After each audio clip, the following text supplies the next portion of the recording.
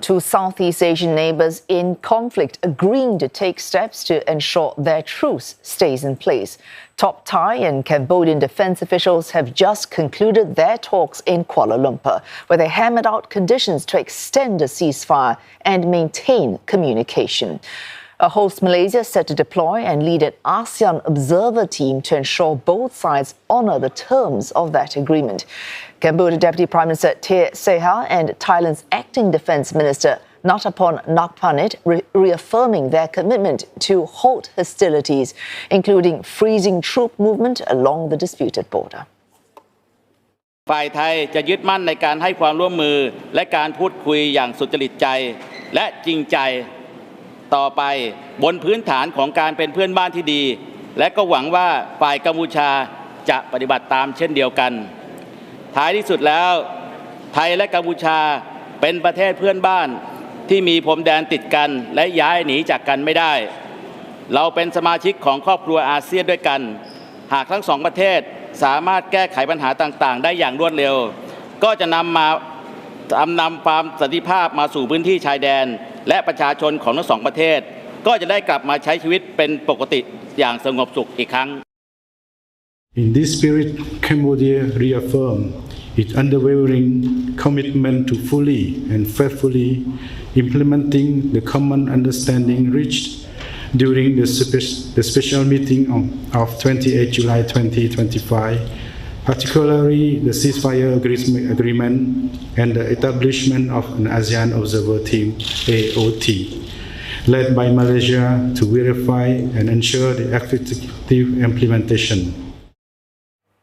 And for more, Afifah Ariffin joins us live from Kuala Lumpur. Afifah, Thailand and Cambodia agreeing to keep to those terms of this truce. Malaysia, as ASEAN chair, will have to do its part to implement, to make sure that they do observe the terms of this agreement.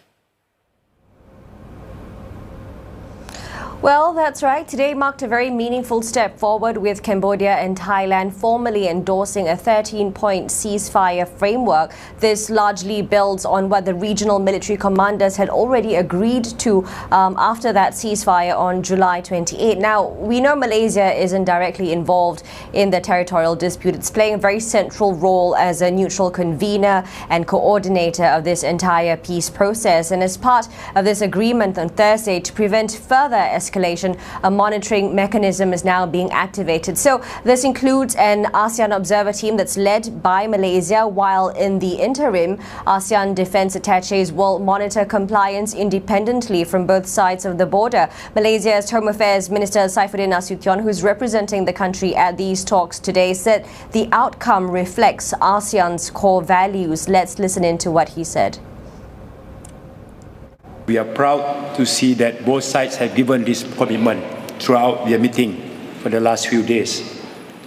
In ASEAN, we believe in resolving disputes through consensus, non-confrontation, and through trust, mutual respect, and the spirit of non-interference. As hosts, we are deeply honored to support both parties in this process, and we stand ready to offer any assistance needed in facilitating talks, building confidence, or supporting practical mechanisms for monitoring the ceasefire.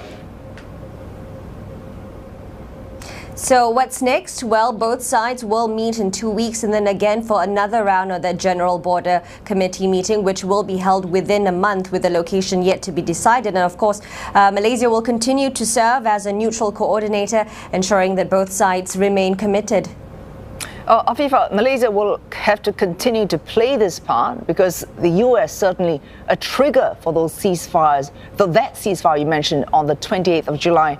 But US and China since then stepping back and handing the baton to Malaysia as ASEAN chair.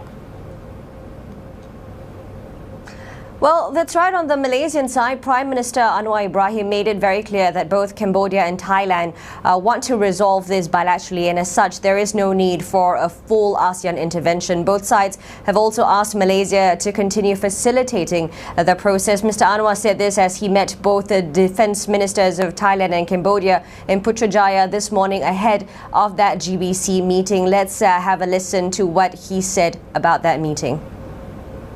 Kita rasa tidak perlu lagi campur tangan ASEAN secara menyeluruh. Mereka mendukung ikhtiar ini dan memadai Malaysia dan menekankan kerjasama dua hala, Cambodia dan Thailand. Dan negara China dan Amerika tidak terlibat dari segi pengawasan sepadan. Mereka hanya menawarkan kerjasama dan bantuan logistik sekiranya perlu. We believe that what we've seen here is a sign that both governments have recommitted themselves to this, and the U.S. will be watching very closely to ensure that governments remain committed to a ceasefire. We will continue to work closely with Malaysia in its role as ASEAN chair and other ASEAN countries to try and ensure that ASEAN is able to play its part in bringing these two very important ASEAN member states together.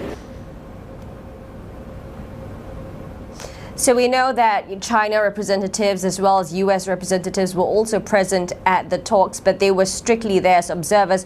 Both sides have also offered logistical assistance, but will have no role in border monitoring or enforcement, and that function remains within the ASEAN framework and is to be led directly by the countries involved and not by any external powers. So Malaysia's message in this is very clear that, you know, this conflict resolution is ASEAN-led, it's ASEAN-driven, and observers say that today's outcome could really be a blueprint for resolving any sort of regional conflicts in future without involving external powers.